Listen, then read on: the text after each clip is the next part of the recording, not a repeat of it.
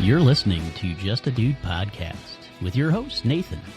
Sit back, relax, and enjoy the show. Let's roll.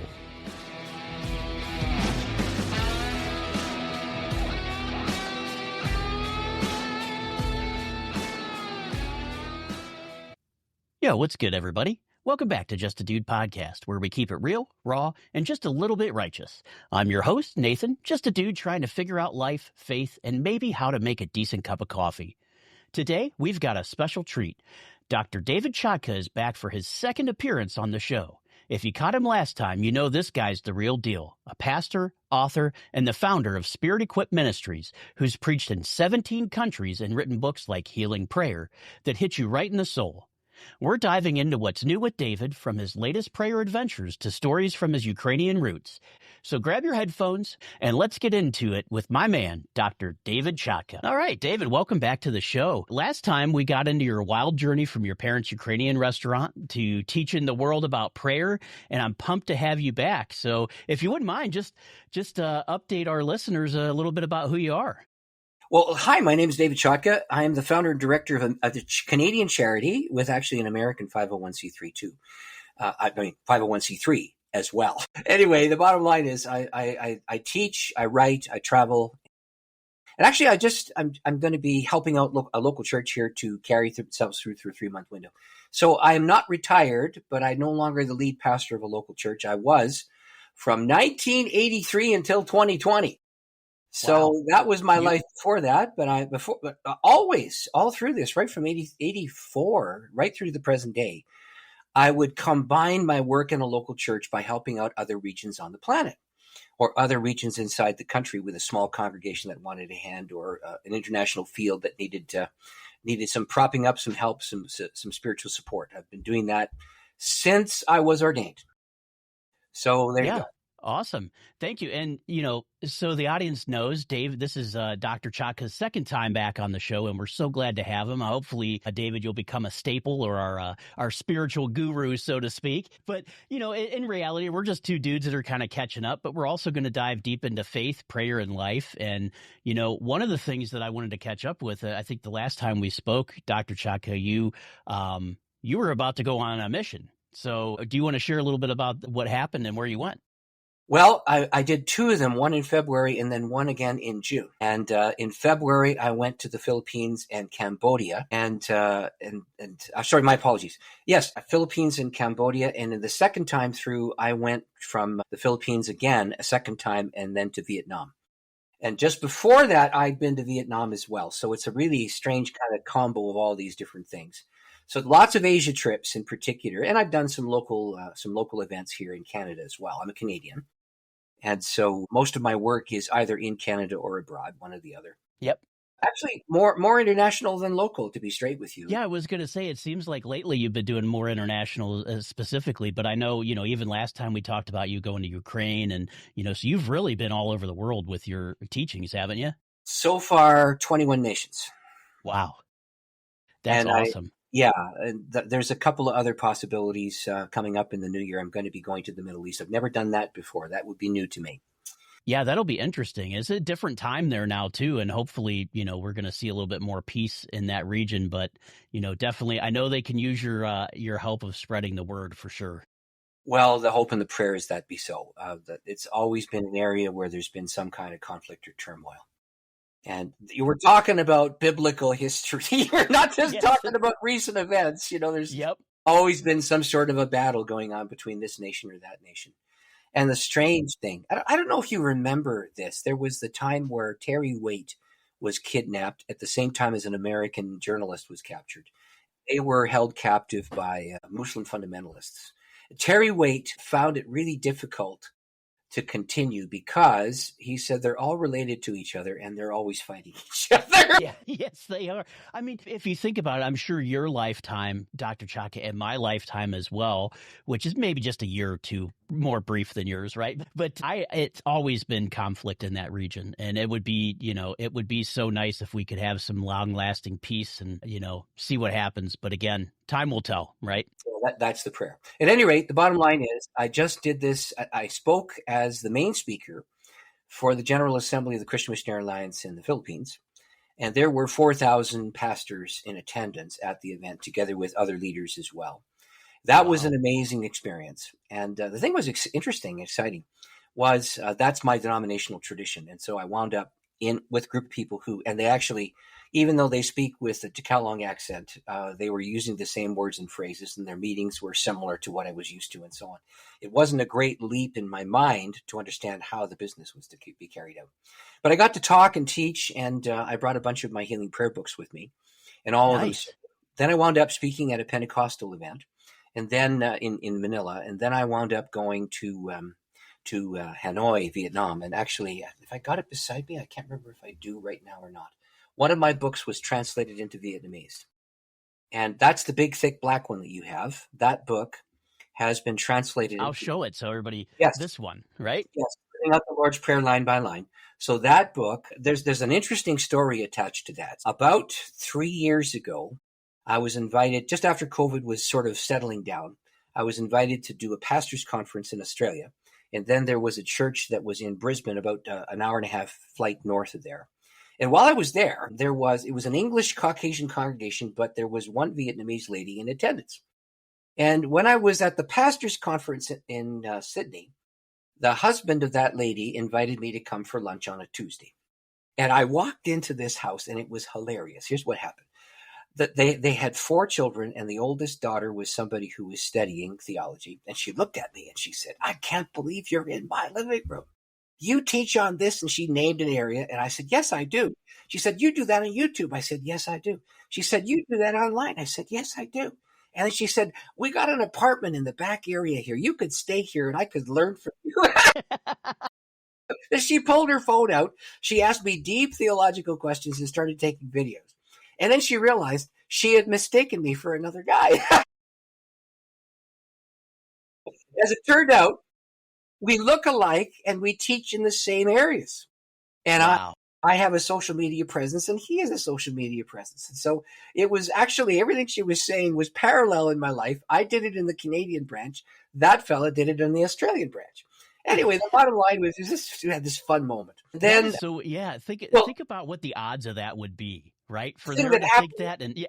The thing that happened next was where the odds were crazy. So what they didn't know was that I had received an invitation from the president of the Australian branch to speak at a Pacific region thing with 26 different national leaders inside this context, and it was going to be held somewhere in Southeast Asia. I said, "Isn't that nice? I accept the invitation. Thank you very much." And he gave me the dates, and I wrote them down and all that kind of thing. And so this girl who realized that I was the wrong guy talked to me over this meal. She said, "I got to learn from you." And she invited like a dozen of her friends. And all these Vietnamese people showed up at this event that I was teaching in the white church. And they start taking copious notes. And then they walked up to me, and 2 of them, the mother and the daughter, said, "Is this material available in Vietnamese?" I said, "Not at this point. This might be a rough translation out there." They said, "Well, if it's not in Vietnamese, we'll translate it. And then we're going to get it to Vietnam."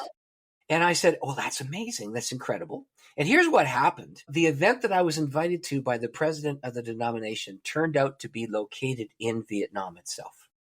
And so they invited me to get this book done in Vietnamese while I was being invited a year later to go to Vietnam itself. And so I wound up on the ground with the translation done by a bunch of people who were meticulous in trying to get this thing completed. And I was so we fundraised, and we were able to get the books paid for. And we gave away 3,000 copies of that book to the Vietnamese branch of my denomination. Oh, that's awesome. Well, yeah, that's fantastic. So until recent history, that book, the Christian books were not allowed in. But if you printed them in country, they would barely accept them unless there was any kind of criticism of communism. And so the book got done, it got translated, got printed in country. And then I discovered something else. The people in the North didn't like the people in the South, and the people in the South didn't like the people in the North. It's sort of like the Americans after the Civil War. Yeah, right. Yeah. The South was attached to, in the Vietnam War, it used to be called Saigon. It's now called Ho Chi Minh City. And they related differently to the group that they partnered with the Americans, and the group in the North partnered with the Chinese. And so there was this crazy kind of conflict, and the wound is still there. And it's so crazy how long those wounds last, isn't it? Yeah. And they haven't forgiven each other yet. There's still this mistrust. They have their guards up. If they have forgiven each other, they don't trust each other. Anyway, the point is that I did not realize this, but when those 3,000 books were distributed, it didn't include the Northern Branch. And so I wound up in conversation with the president of the Northern Branch, and there's another 3,000 pastors up there. And so we gave away those books in this last trip. And Nice. So it's in their own language, and now the Northern Branch and the Southern Branch, who speak the same language and belong to the same denominational association, have received the training that they need to receive. And it was done because people were generous and somebody paid my airfare to get there. It was the most incredible thing.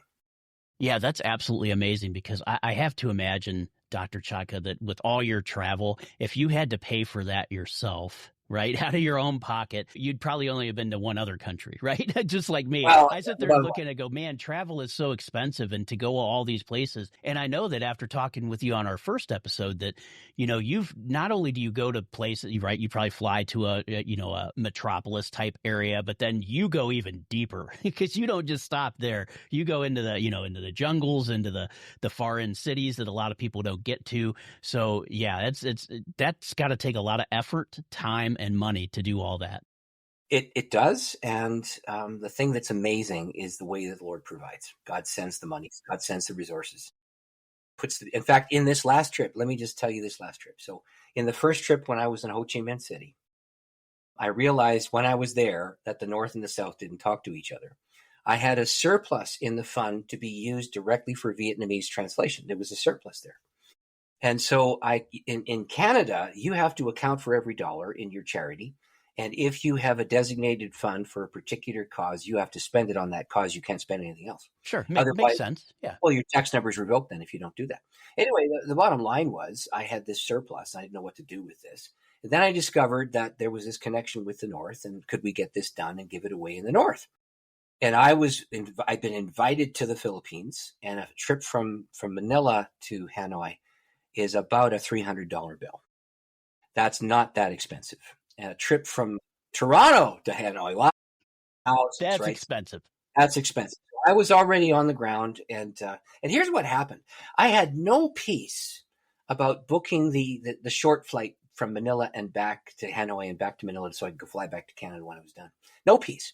And then I remembered that I had to get this done. My wife was bothering me because she was invited to come with me. She was saying, David, if we don't get these tickets, the price is going to go up. This is going to be nutty. You're going to be in trouble. And it was within 3 weeks of the trip, and I still had not yet done this. And it was because I had no peace about being on the ground in Vietnam when I didn't have somebody who could help me translate that I knew. And as it turned out, the two translators had met together on the day when I was about to book the ticket. I had something happen where I couldn't actually get to my computer. I had to respond to something else. And so I came back later and I opened up my phone, and on my WhatsApp, there was a message from one of the translators saying, the two of us have prayed. We will meet you at the airport in Hanoi and get your hotel booked and translate for you while you're on the ground. And as it turned out, one of them had been invited to go to Cambodia, which is the neighboring country, and it costs $100 to fly from Cambodia to Hanoi. And I had my two translators on the ground.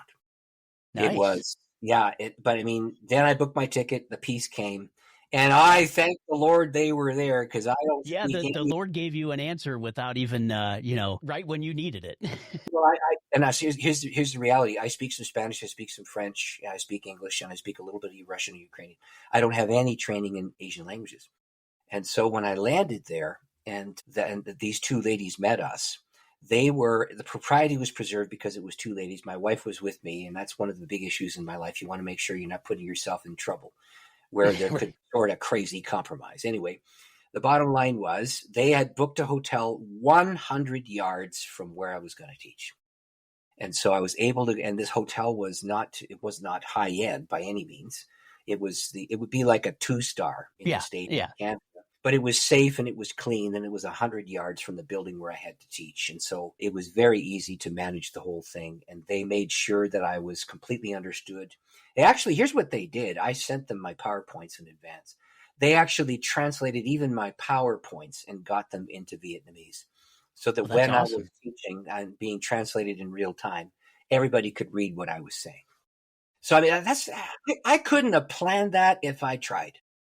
No, and I mean, just the fact that it just, came together so well like that. And then you had a surplus, right?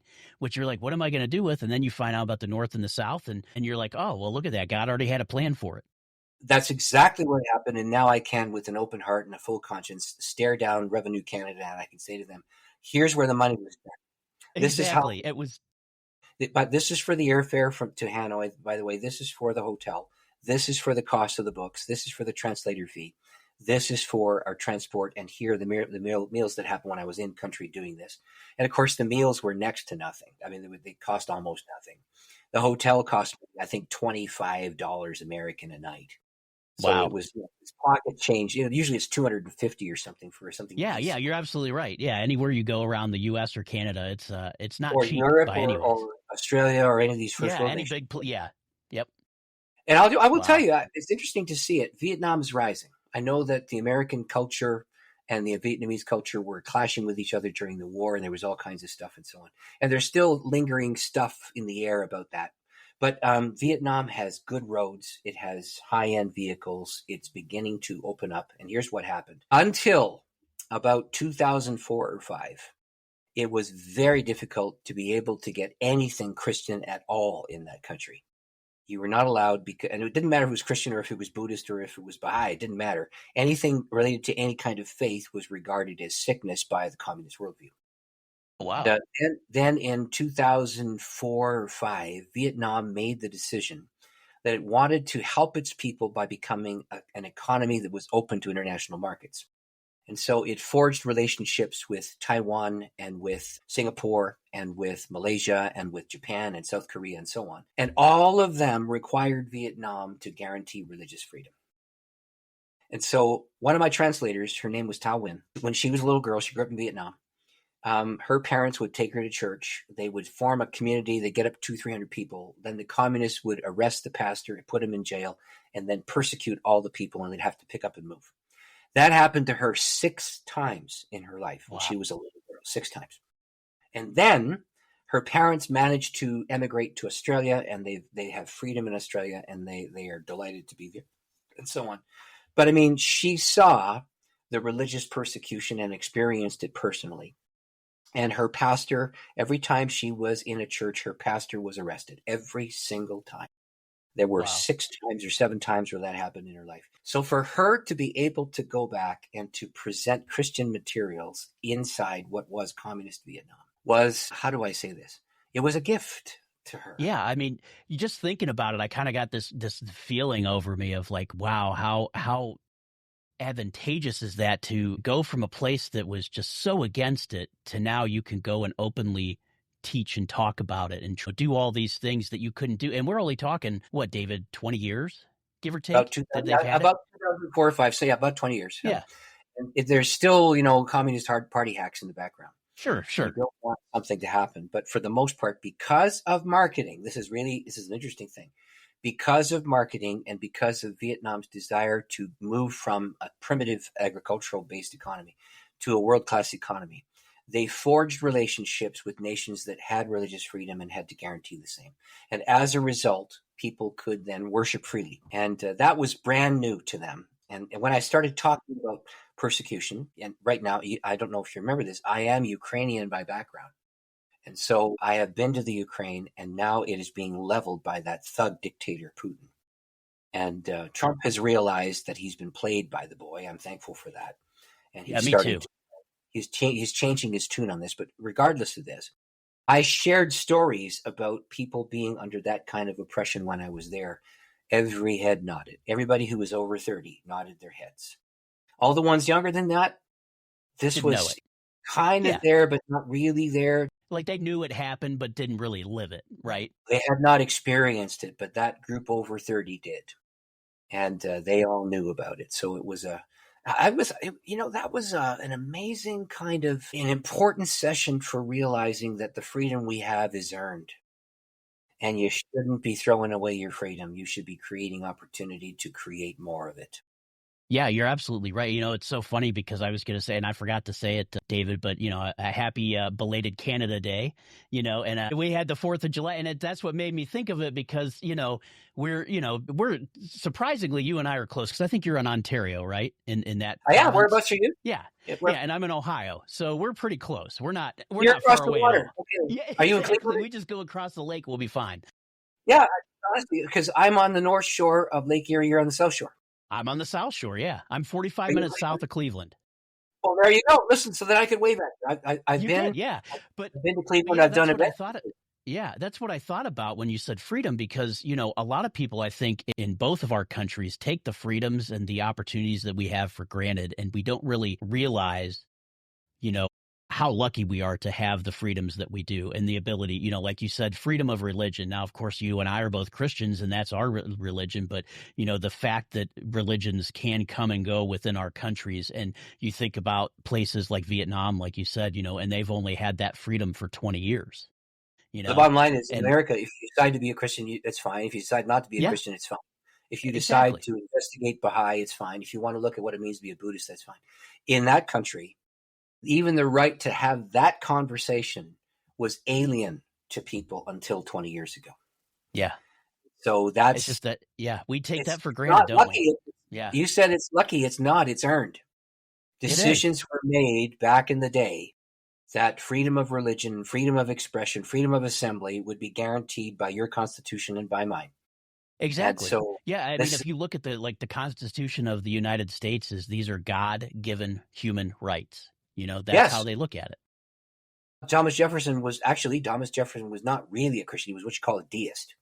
So if you took Thomas Jefferson's New Testament, he would keep the moral teaching of Jesus, but he would have cut out all those other miracles. He didn't believe in supernatural miracles. In regards to that, he believed in freedom of conscience. And so when he penned the Declaration of Independence, inside the language was this inalienable right to be able to pursue however you wanted to pursue happiness. It was just part and parcel of that. And so it's not luck, it's earned. Somebody's blood was spilled to guarantee that right. And not only that, but not only does it have to be earned, but we have to actively work to keep it, because there are places throughout this world, where you could definitely see the devil at work trying to go against our way of life, It's true. It's true. But regardless of that, the trouble with our culture is there's a byproduct to freedom. The byproduct to freedom is material prosperity. And when material prosperity is put next to freedom of faith, freedom of expression, et cetera, freedom of assembly, it leads to a place where you start to choose things that are bad as well as good. And so you have right inside the framework of both of our countries a rise of evil as well as a rise of good. They're both beside each other, side by side. Anyway, in my mind, the bottom line is that I'm just thankful for the opportunity to be able to speak about these matters and to see where it goes. Yeah. And I love the fact that, living out the Lord's Prayer, you said that was the one that was translated. And I know haven't you had some other translations as well? Maybe not specifically for that book, but some of your other items that you have? Yeah, that book was put into French and Chinese and Urdu and that's right. And now Vietnamese. So there's 5 languages for that book. That's and awesome. Right now, I did a short form on the Lord's Prayer. I just got it done. I'm just right now doing the final edits on it. And that resource, it's called 6 Short Steps to Pray the Prayer. And it's about a 100-page book. And it's got application steps about how you can actually do this. That book is being given to a group called Transworld Radio Discipleship Essentials.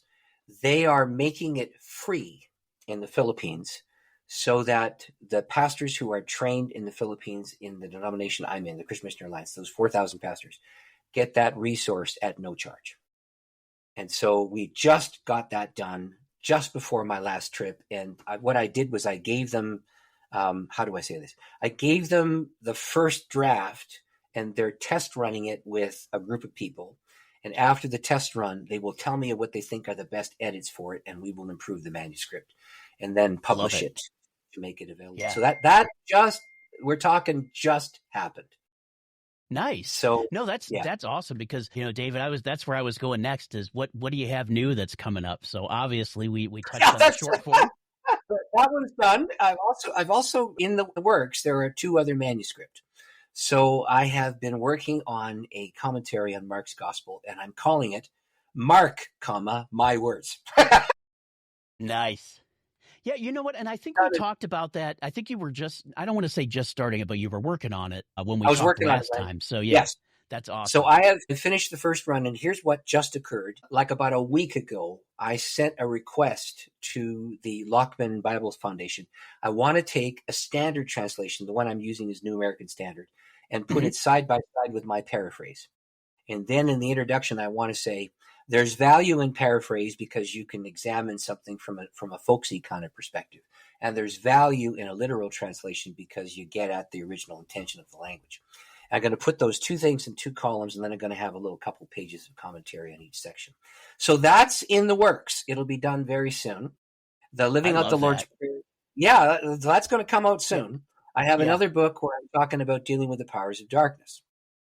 So sharp temptation and dealing with the demonic reality and supernatural reality. I was most reluctant to consider writing that book, and I'll tell you why. When you start talking about devils and demons, crazy people think you're sane, and sane people think you're crazy. It's so true. So, that is so funny. You're absolutely right. It's true. So yeah. Jesus was an exorcist. He cast out demons. In fact, the founder of the Lutheran Church, Martin Luther, he was an exorcist. And John Paul II, the guy who was the Pope and spoke all those languages and was this amazing leader, he cast out demons from people. But if you say that in common conversation in Canada, the US, Australia, they will say, well, I could sell you a bridge. I got one over there. Exactly. How much money do you want for that?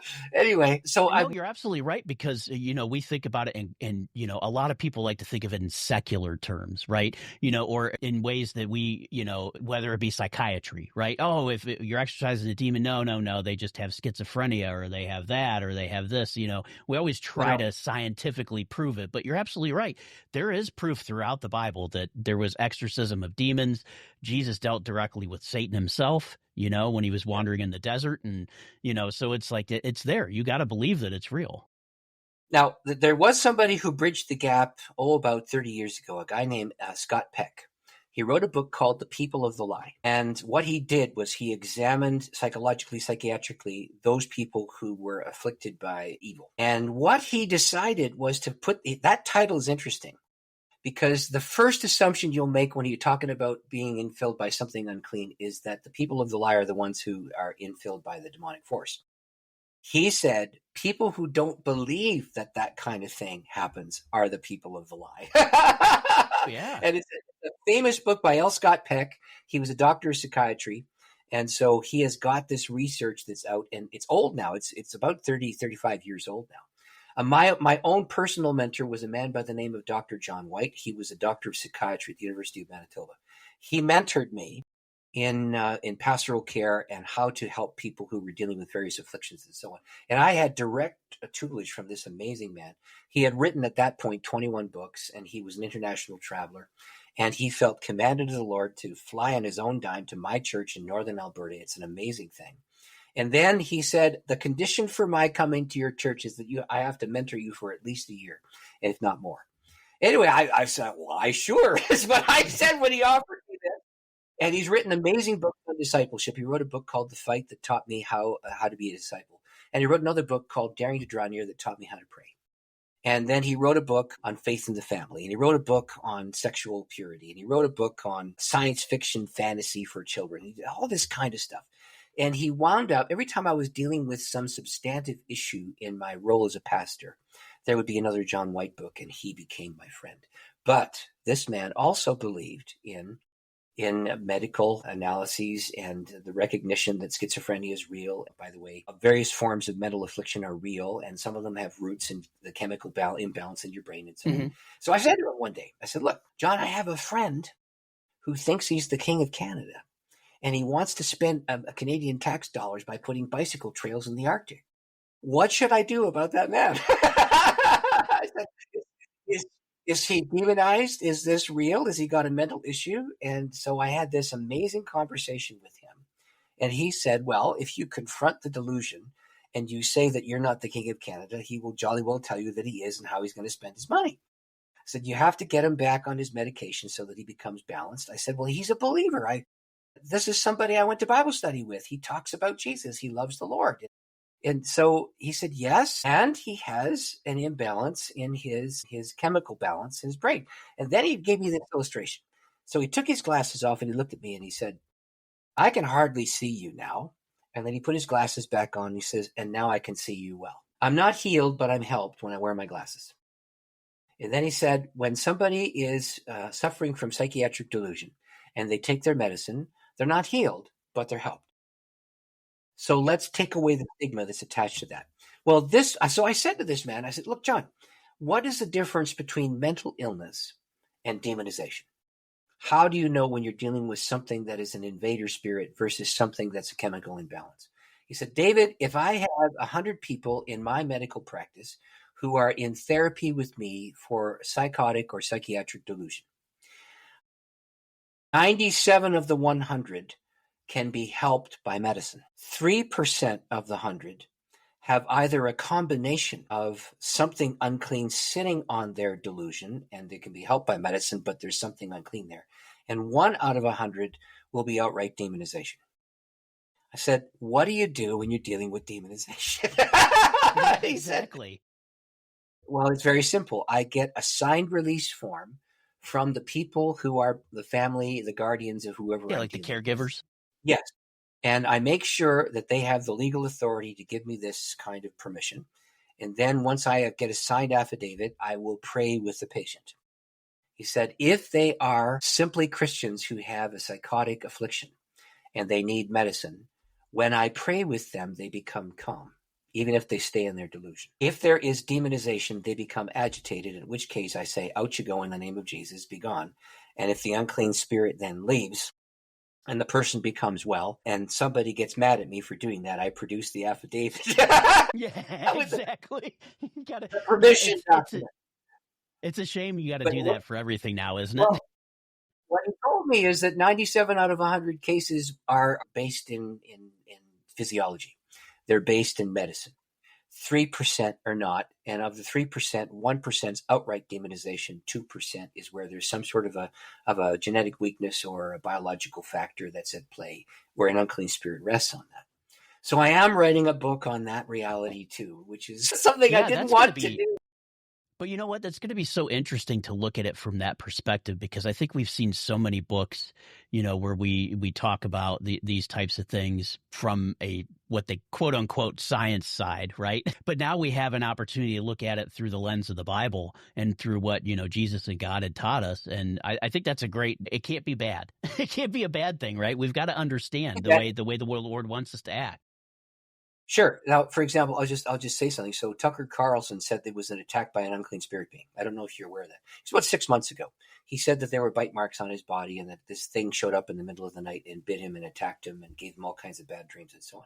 Now, that's a modern guy living in 21st century America who is claiming that these unclean spirit beings attacked him. And the response of the media was mixed.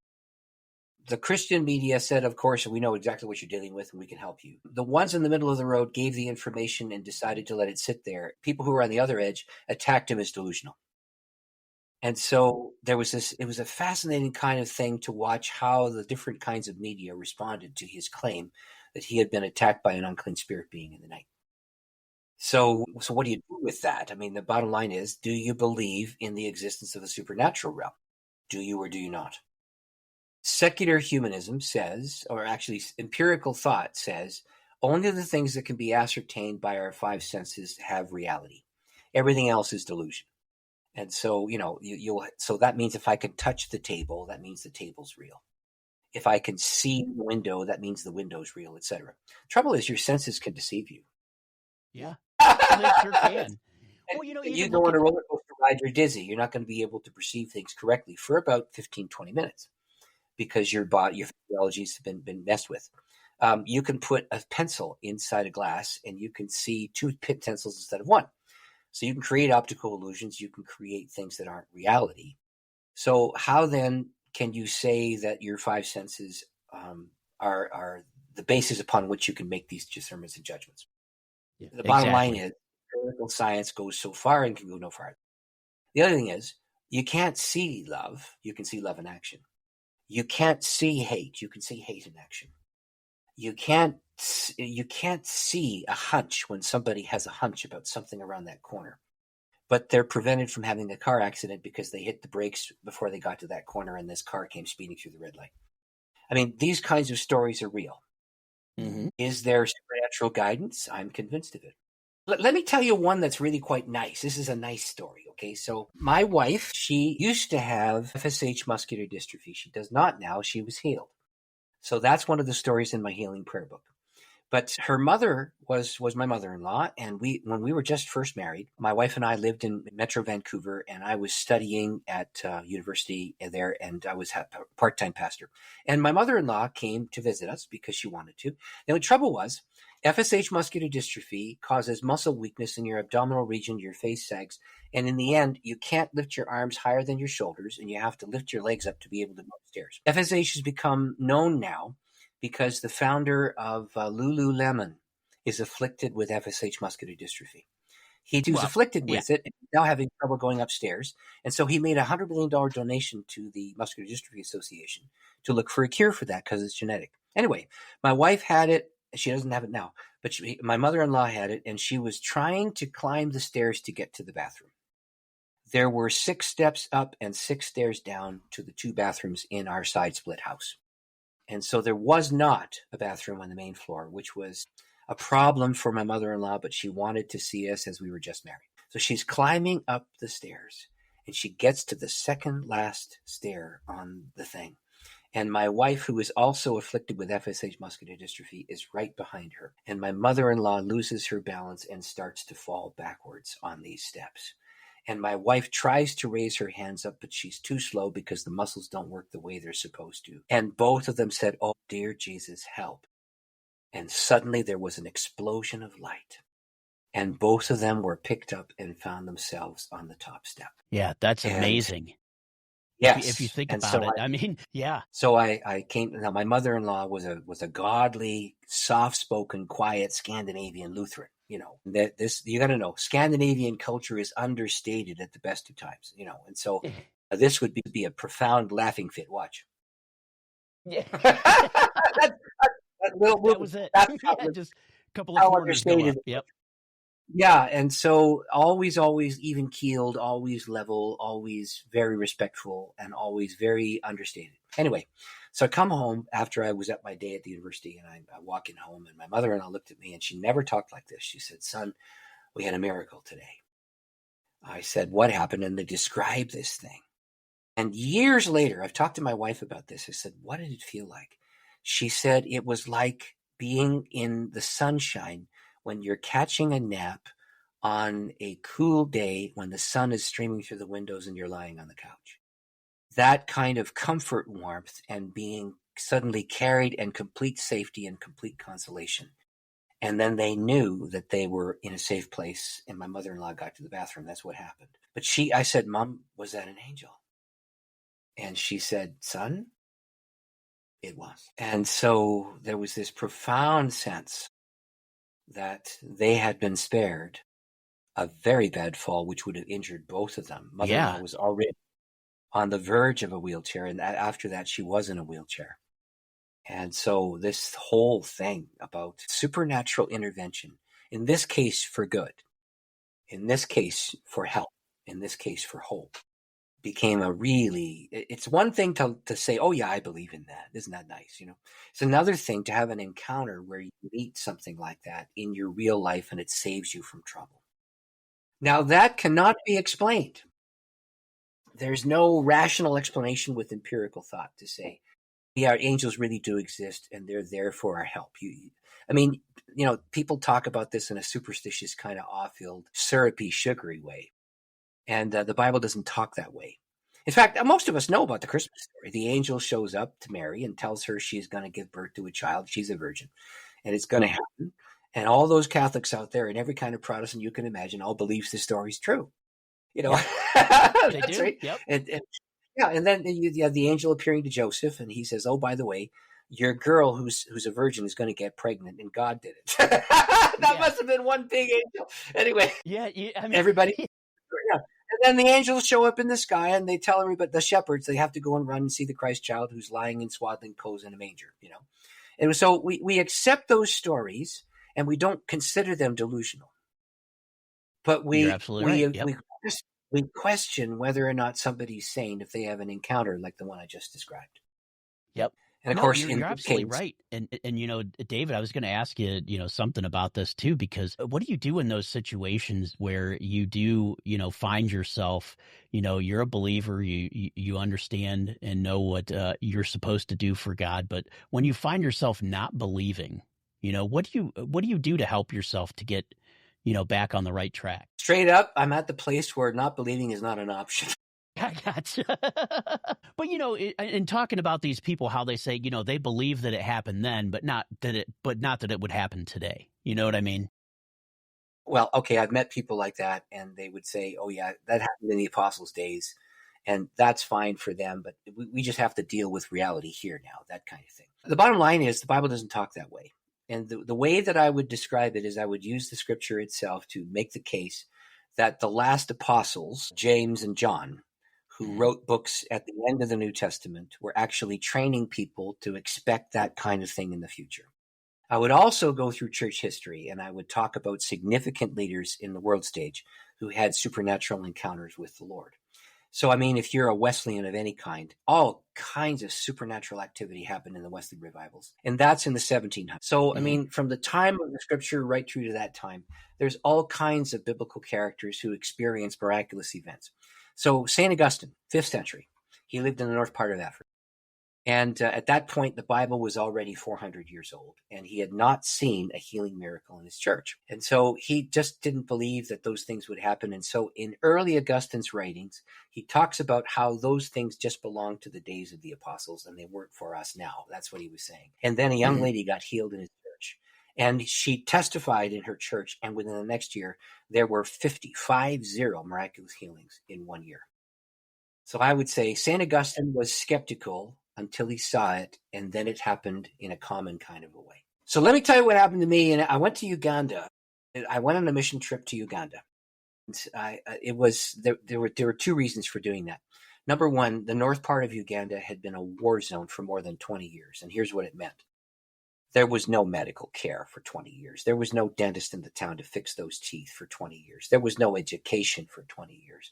They did not have access to goods and services for 20 years. They were they had to go into the jungle. And then there was this other character, Joseph Kony, who came in and did the child soldier thing where he made little boys and little girls hurt each other and then turned them into child soldiers. And North Uganda was in the middle of Idi Amin and Joseph Kony and this awful kind of ugly stuff. At any rate, there was a Ugandan preacher. He was a bishop. He planted 48 churches. I met him in Atlanta, Georgia. And he asked if I would prayerfully consider coming to Uganda and make a 3-year commitment to teach some of those pastors who had nothing for a very long time. My church would have to pay for the trip, but could I do this? Would I make this as part of my service?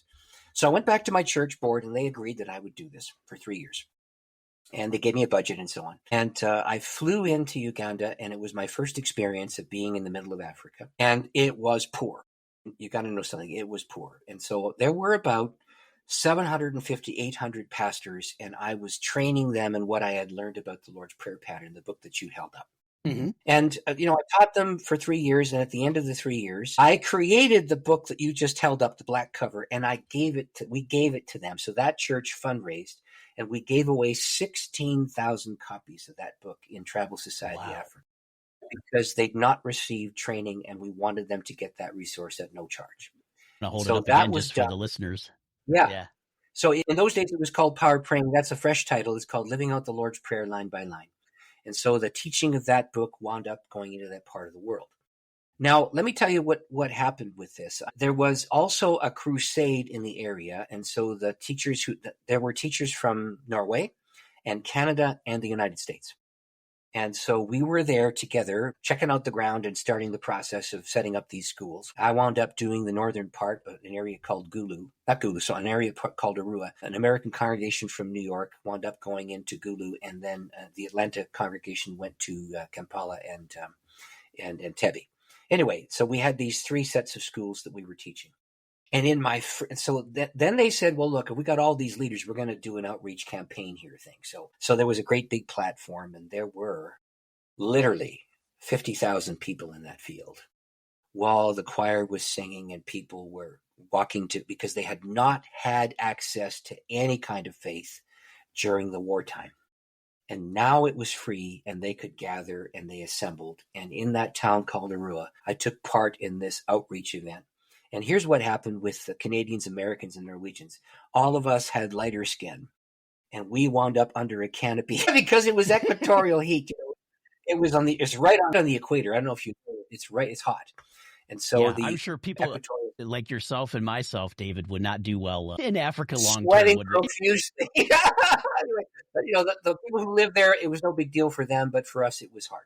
Anyway, I wound up in this area under a canopy, and the very sick were brought to the front. The very, very sick, the ones who were on a stretcher, the ones who were on a pallet, the ones who were carried by their friends and put into a chair. And about 15, 20 feet from me, there was a paralyzed lady sitting on a dirty board. And this event started at 3:00 in the afternoon, and it went to 10 at night. And I watched that lady. I arrived there about 6:00, and she was sitting there. I watched her from 6 until 7 or 8. Her arms were paralyzed like this. Her head was leaned back. Her eyeball didn't open or close. There was no work operation with her eyelashes. I watched a fly climb up her chin and get to the corner of her eye and take a drink and then fly away. I mean, not even an eye blink, nothing. Yeah. And the preacher was on the platform talking about the gospel. And then suddenly he stopped and he said, "The healing anointing's upon me." And he walked down and he touched the arm of that lady. And then he went back to finish his message. She began to physically move. Now, I'd been watching her for hours, and I had watched that fly climb up her cheek and take a drink of water, a drink of a teardrop in the corner of her eye. And I watched that there was no response with her eyelid at all. She didn't even respond in any way. And it was very clearly a hopeless case. And then when he touched her, her hands began to move. Now, there was an African lady sitting just over from me. Her name was Elizabeth Queen, and we teased her by calling her Queen Elizabeth.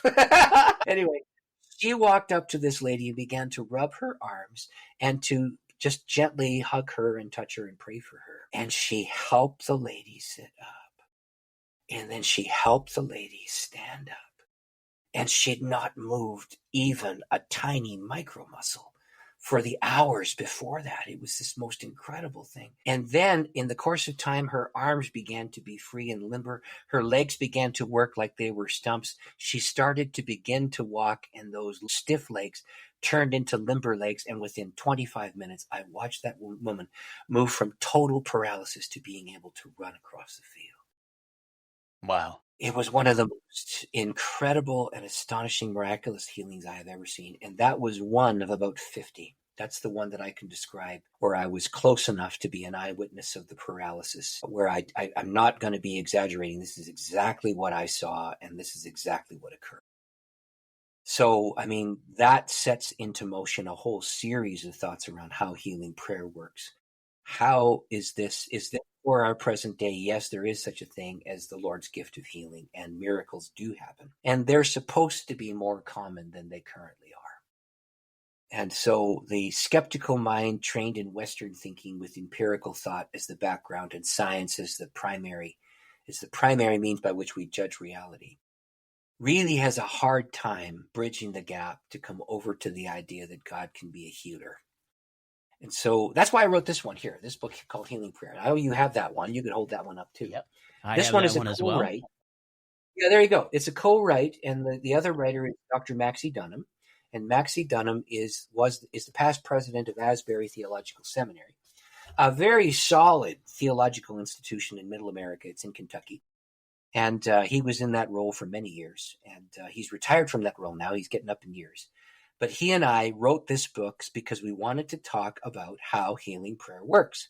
And it starts with him and I being skeptics. So you're talking about how do you handle a skeptic? Well, because I tripped into prayer for healing, it wasn't my idea.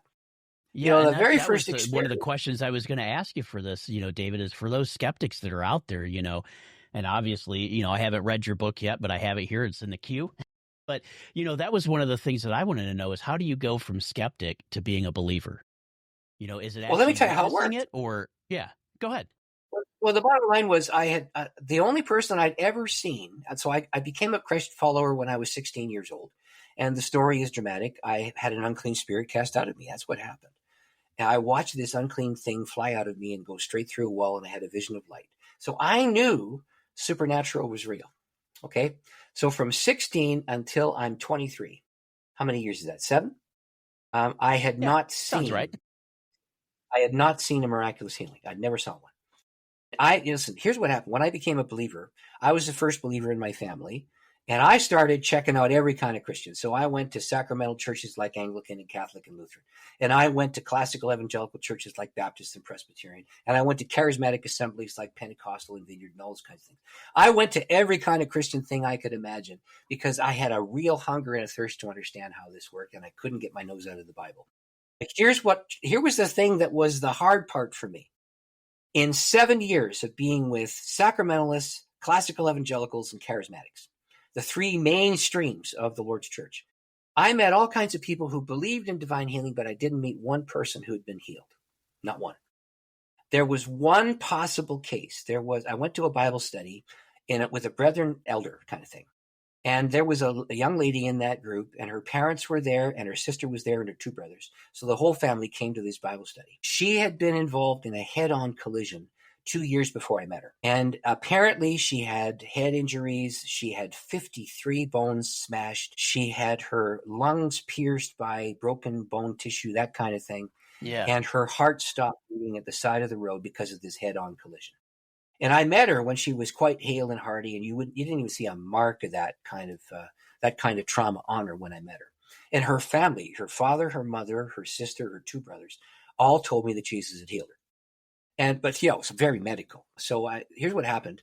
The head-on collision took place, and a neighbor was driving down the road coming home from work and saw the accident up ahead, recognized the car, recognized the girl, just as the EMS guy said, she's dead.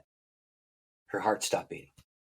And that man, who was a Christian believer, stopped and said, "Don't stop working. Let me pray." And he prayed, and suddenly her heart started beating again.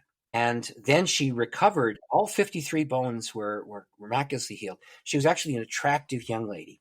And you would not have seen any evidence that she had been in that kind of a traumatic event. She still had some headaches. And over the course of the next couple of years, as I attended that event, the headaches vanished to the point where she was completely healed. Absolutely, totally. But it was so medical. It was medical. So I said, well, the EMS guys were there at the side of the road. They had the jolt things with the electric, and they tried to get her heart started. And my thought in my head was, so what? Yeah. So this guy thinking, prayed. okay, hey, he took a prayer, right? But medically, they did everything they could and got her heart beating again. That's it. So I couldn't say definitively that girl was healed by Jesus. I couldn't say that. I could say, it's possible, isn't this amazing? And I'm thankful. But that was the only, in 7 years, from 16 to 23, that's the first one I saw. It's the only one I saw. But here's the thing. I would read the Bible, and Jesus was doing this. Now, the Bible also talked about something like forgiveness, for example. And I could see the effect of forgiveness. It didn't matter if the people were young or older, in between. It didn't matter male or female. I could see in a second that the power of forgiveness was real because these people tasted it and they did it. But I could not see the evidence of physical healing. But it was in the Bible, so it was an article of faith. So here's the story. So I go to 7. This story is the first story in my healing prayer book. In fact, I'd like to make a gift to your listeners. I'd like to send the audio file for the first chapter of the book to your group. And they can listen to me and Maxie tell the first chapter of the book at no charge. I'd like to do that for your group. Oh, nice. Excellent. Anyway, I'll do that quickly. But regardless of this, in the story, here's what happened. I went to a liberal mainline seminary. And the faculty were mixed. There were some who were supernaturalists, and there were some who were not. And I remember going into a class, and there was a cohort of about 30 students with me. We all had 3 classes in common. And I remember the prof got up and said, oh, you know that story about Jesus walking on the water? We don't need him to actually walk on the water to get the application point. And I put my hand up and I said, wait a minute. I just want you to know this. I do believe that that's historically accurate, that Jesus did walk on the water. And why should we throw at the history as well as the application? Anyway, the prof was about to respond, but in the class, there was this magnificent comedian. And you got to know, the guy was hilarious. He had been a radio talk show host, and he had this interactive kind of thing where he was always telling jokes at the drop of a hat. And when he told a joke, it was always hilarious. It was incongruity to beat the band. And everybody would laugh until they were sore at their sides because it was hilarious. So he stands up after I say the Bible's true, and he cracks a joke, and the whole room explodes in laughter. Everybody was laughing so hard. The trouble was, he made fun of my faith as the point of the joke. So you laugh it off the first time, and you go to your next class. And then something happened where I defended the integrity of the scripture. And once again, he rose up and he cracked the joke, and everybody laughed, but it was at my expense again. And this went on for several weeks until finally I said to myself, yep, he's not going to be my friend. Yeah, right. So, now, what are you going to do with that? You stuck with the class with him, so I was careful around him. Anyway, here's what happened. 2-3 months in, I was going to a class, and I bumped into a classmate. I call her Susie in the book because I've lost touch with her. But regardless of that, she said, "Oh, you know the comedian in our class." I said, "Oh yeah, I know the comedian." And she said, "You see that hospital 6 blocks down the road, the University Hospital there in Toronto?" I said, "Yeah, I know the hospital." She said, "Well, he's in there." I'll just tell you this, Nathan. My first response was, I'm not sad. then I had to repent of my I had to repent of my bad attitude. So after I repented of my bad attitude, I said, okay, what's wrong? And she said this, he's got phlebitis. Now, your listeners may not know what that is. That is where an embolism or a clot forms inside a vein in your arm or wherever. And if the clot breaks free and travels through your bloodstream and gets to your heart, your lung, or your brain, you're done. 98 times out of 100, you're dead. It's very serious. And he had this. He's only 27. He had this. And so I said, oh, I'm so sorry. Is he getting good care? Was my first question. She said, yeah, he's in that hospital down there. I said, okay, well, I'm glad he's getting good care. And I was about to go to my class, and she stopped me and she said, I have something to say to you from him. I went to see him last night. I said, okay, what does he want? She said, he wants you to come and pray for him. I said, what? This guy who laughs at my expense? He's been making fun of me. And I said, look, I talked to her. I said, I'm not going. He wants to mock me. He's setting me up for more of this mockery. Every single time I've said anything about the Bible being true, he has mocked me in front of our peers and made me look like a wooden deadhead. That's what he's looked like, And so she nodded, and she was a very sweet, kind lady. And she said, you're right. He's been cruel. I said, well, yes, he has. And she said, I will talk to him. I said, thank you very much. And away I went to my class. And the next day in the coffee lounge at school, I see the same. And she said, oh, I went to see him. He's terribly sorry. He wants you to come and pray. And I said, I'm not going. And then she said, why not? I said, I think he's setting me up for a joke. He doesn't believe in this kind of stuff. It's very clear. And I didn't go. And the third time I saw her the next day. I don't know if you've ever been told off by your mother, but this girl got the more than I probably should have, right? She stomped her feet on the ground and she looked me in the eye and she used my middle initial. She said, David R. Chotka.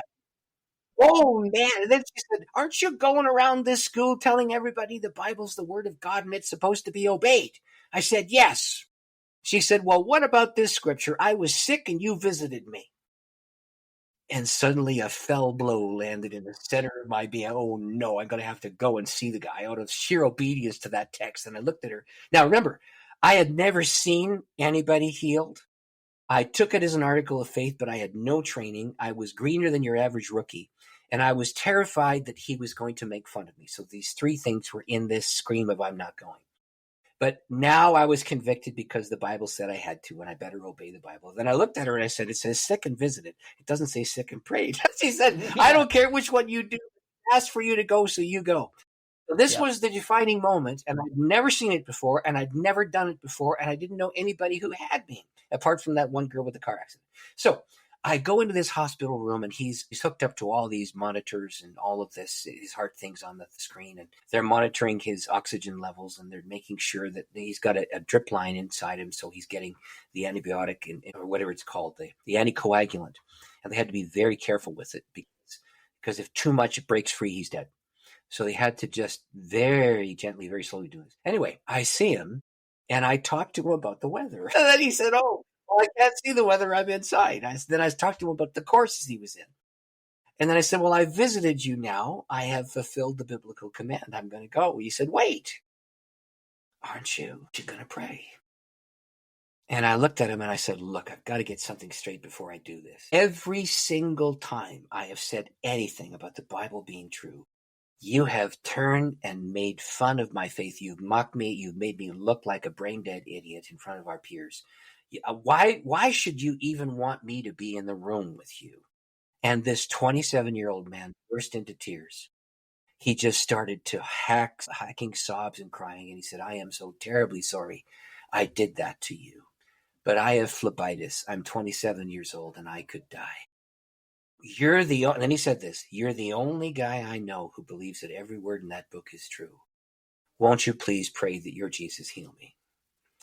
What are you going to say? I mean, now I'm dumbfounded. Yeah, you I still don't know what I'm doing. Yeah. Are you going to say nope? All sorry. I've seen all I've seen is the crazies on television screaming and slapping people on the forehead and throwing hankies. Like the Ernest Angeles and stuff, right? Yeah. I just didn't think that was helpful. But I thought, okay, the Bible does say Jesus put his hands on people. So I said, "Well, can I put my hand over the spot?" He said, "Yeah." I said, "Where is it?" He said, "Left arm above the elbow." Here's what happened. I get to the edge of his bed. I put my hand over his arm, over his head, and I prayed this pathetic, honest prayer. And suddenly the atmosphere in the room changed. The only way I can describe it was like the whole room filled with compassion, and I was inhaling that. And fiery presence entered into my heart and my soul and my mind, and focus. The only thing I could see was him, and I was aware of the power of the Lord, and I had this yearning for him to become well, joined together with a compassion for this man who was only 27. And suddenly that fire rose up inside of me, and then it flowed through my arm and went into his arm. And then he said, "What is that fire coming into my arm?" I said, "That's the presence of the Holy Spirit. He's healing you." And I raced out of the room after that. I'll tell you why. I was terrified. I'd never felt anything. You never experienced it. Never. Yeah. I'd never know. I didn't know that was real. But it happened while I was praying for this man. And the next day, 4:00 in the afternoon, I was in a class. I came out from the class went from 2 to 4. I came out of the class at 4:00, and there he was in the coffee lounge of the school. And I said, "Healed. You're here." He said, "Yes, I am." And then he shoved me into a corner. And then he looks in every direction. And then he says, "I have to tell you something." I said, "What's that?" He said, "That prayer changed my life." And I said, "Thank you." And I ran away again because I was afraid he was going to mock me. And so the next time I was in class with him and I defended the scripture, he stood up and he told a joke and he made fun of not believing the Bible. And everybody in the class exploded in laughter, but the object of the humor was unbelief, not faith. Wow. And for the next several months, he did that. And then we had a summer field. Now, so that part of the story, the part that I've told you just now, up to this point, is in the Healing Prayer Book. It's chapter 1. Okay. But the part I'm going to tell you now is not in the book. So we were required by the denomination to do a summer field. And that's where you'd go to some location in somewhere, and you'd be under the oversight of a seasoned pastor who would then give you opportunity to exercise your ministry under his watch, and he'd teach and correct you and that kind of thing. It was 4 months of that. Anyway, but just before I'm about to go on the summer field, this guy raises up to me and presses a phone number in my hand. He said, "That's my phone number." I said, "What do you want me to do?" He said, "If you're in trouble, you call. I said, "Oh, okay." And I had a marvelous summer, had no trouble. And I came back in September to get ready for school again. And he raced over to me and said, "You didn't call." I said, "Well, I didn't have any trouble." Yeah, he said, I didn't have trouble. You call. And so anyway, a couple months in, there's a party for the students. We're doing a social thing. And there's the spot where you get the punch, and you stand there and you shoot the breeze and tell stories. So I walked over, and there he was with his lovely wife and this girl who had asked me, who was friends with his wife and him. Anyway, I'm standing next to them shooting the breeze about harmless nothings. It was one of those parties. And as he looks at the two girls, and the two girls look at him, and they both start giving him the elbow. They said, "You got to tell Chotka what happened. You got to tell Chotka what happened." He said, "I don't want to tell Chotka what happened." So anyway, after about 5 minutes of cajoling, he said, "This is what took place. Right after you left the room, the charge nurse walked in. She had my medication in hand, and he said to her, 'I can go home now. Jesus has healed me. My friend from the Bible school, he's come and prayed for me. The Lord has touched me. My body's well.'" And the lady said, "We don't do that around here." I don't think so. And then he said, "What do you got to do?" She said, "We got to run tests." He said, "Run them." She said, "Well, you're due, so I'm going to take you down the hall. We'll run the tests." So he was actually on time for that kind of roster of tests anyway, so they conducted them all. And every trace of phlebitis from his body was gone. There wasn't any in his body. And so they were astonished. They ran the tests again. Every trace of phlebitis was gone, second round of test. So they called his wife and said, "You can come and get your guy. He's well." He goes home, and he's never experienced anything like this before. He tells his wife, and both of them are grateful. So they kneel down beside their bed, and they do something. They prayed together for the first time at the side of their bed, and they thanked God that the Lord had healed him. And they fell asleep hugging because he almost died, so they're holding each other close, and they love each other. He has a dream in the night. And in the dream, a voice speaks, and it says, "My servant David defends the integrity of my scripture, and no one stands with him. When he defends the authority of the Bible, you defend him." And he did, all through the remainder of our time at theological seminary. 30 years after he was healed, 30 years, 30, I had changed denominations. I had a new church in a new area of the country. He found me and sent me a note and thanked me because I was faithful to the Bible. And he had become a pastor. He had 3 kids. He raised them to adulthood. They were married. He was now retiring. He was older than me.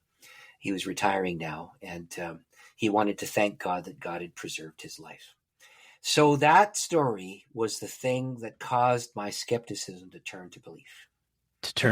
And you participate in something like that, you can't go to a place of unbelief. No, would you say, Dr. Chotka, that all of us have the ability to have that, to pray for healing? Yes, I would. That's why I wrote the book. And so what I've done, so I think this is not a matter of the reason it's called healing prayers. I didn't say healing miracles. I said healing prayers because, and it says God's idea for restoring body, mind, and spirit. The title is deliberately chosen. It wasn't my idea to do that prayer. I didn't want to be there. Yep. Thank you very much. It was not my idea to enter into and every time I was involved in one of these supernatural events, it wasn't my idea.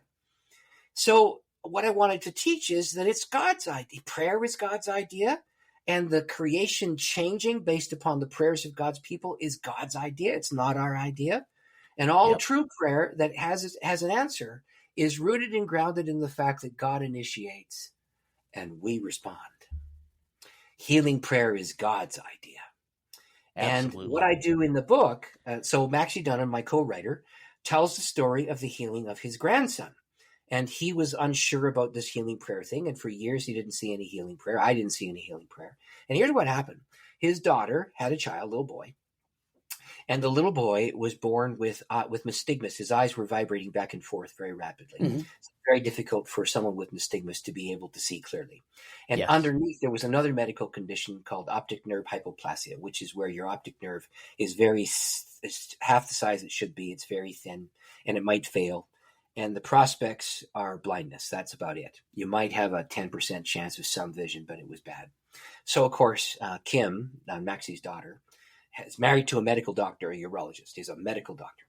And so they know about medicine and they live in the medical field and they would diagnose illness, et cetera, et cetera. So she was a doctor of theology. He was a medical doctor. They had education coming out of their pores and they knew that their son was destined to be blind and, or at least very badly sighted. And you know, his medical doctor gives the stories in the book too.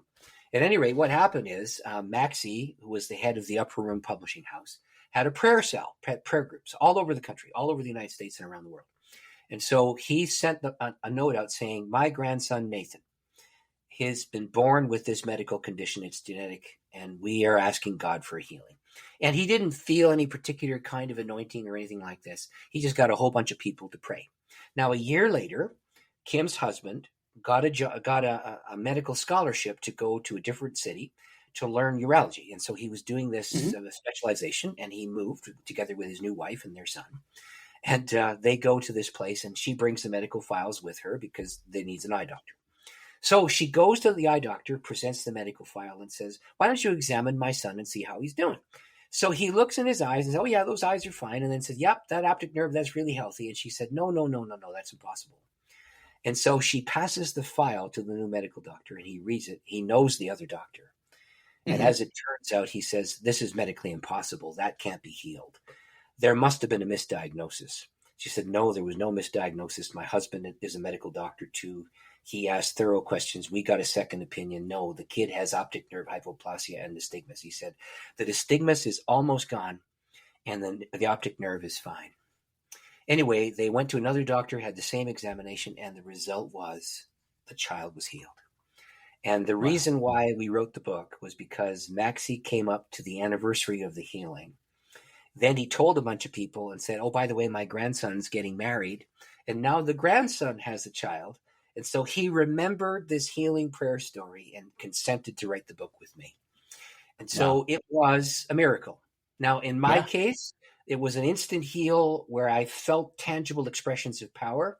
In Maxie's case, it was a gradual heal over a period of a year where a bunch of people who were praying across the country simply did so, some of them out of duty, some of them out of affection for Maxie, whatever. Some of them didn't know the kids, some of them were aware of the family, but regardless, they prayed. And the healing came. And God answered. Yeah, God answered. That's the best way to describe this. And I mean, you know, and that's one of the things too, and I think you brought up a good point there, Dr. Chotka, is that God answers in his own time. Right. So he does what he sees best for you, you know, so like in your case, it was almost an instant healing. Right. But then in this child's case, it was over a little bit of time, but God still answered the prayer and gave the same results just in different ways. That's right. That's right. So listen, so the reason why we wrote the book was because both of us started from a place of unbelief and tripped into this thing when we didn't particularly want to. We didn't have any desire to do this. So we wrote the book for people like me and him. We didn't know what to do. You know, it was this crazy kind of thing. That's why we wrote the book, and it's intended to be a manual that people will use so that they can, first of all, learn how to do this, and secondly, they can practice it in their churches. There's 15 chapters in the book, and if you buy the book and you send me a note, I will send you 15 YouTube videos, one for each chapter, so that a Bible study group can look at how this works and you can discover how to put it to work and so on. So the book is intended to be it's published by Whitaker House. So this book is available anywhere books are sold. So you get on Amazon, you get on Books A Million. You can get it at... Yeah, thanks. That's where I was going to go next, David, is, you know, where can our listeners, because I know we're getting kind of close to time. I know you've got another appointment. But where can our listeners go? I know we've got Spirit Equip Ministries is still going strong, right? Yeah, spiritequip.com. So spirit like Holy Spirit and equip like equipment. Put the two words together, spiritequip.com. That will take you to my website where I've got 4 books on display there, and you can get links to my spot. Or if you want this one in particular, you put in my name, David Chotka. And Google will take you to Healing Prayer at Whitaker House, or it will take you to the other books that I've written as well. And you can walk up to Walmart if you want to, and you can order Healing Prayer because this book's available anywhere books are sold. Yeah, that's awesome because I think I got mine through your website, but I noticed like on Amazon, you can follow authors as well. This is just something Yes. that I noticed. And so I started following you, David, because, we're friends. You're friends of the show. You've been here a couple of times now. Hopefully we'll do it a few more times. But yeah, it's amazing because then when you do publish a new book and if it does go on to Amazon, boom, you get an instant notification saying, hey, Dr. Chotka wrote a new book. And That's right. then we can go buy it. There's three more in the works. One on Yep. dealing with the powers of darkness. One on Mark's gospel, and a short form on the Lord's Prayer. They're in the works. So the short form of the Lord's Prayer is going to come out this year. The Mark's gospel one will come out early in the new year. That's when that's going to happen. Excellent. So we're in a good spot with that. Excellent. Well, Dr. Chotka, is there anything else you want to leave us with as we wrap up things today? Well, you know what I can say? God's desire to answer your prayer is greater than your desire to pray it.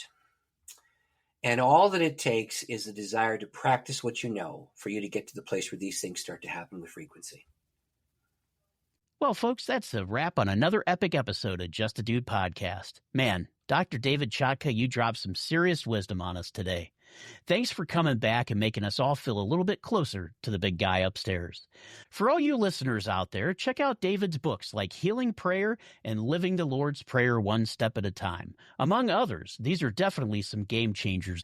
And swing by spiritequip.com to dive into his courses and resources. All right, dudes, keep it real, keep the faith, and we'll catch you next time on Just a Dude Podcast.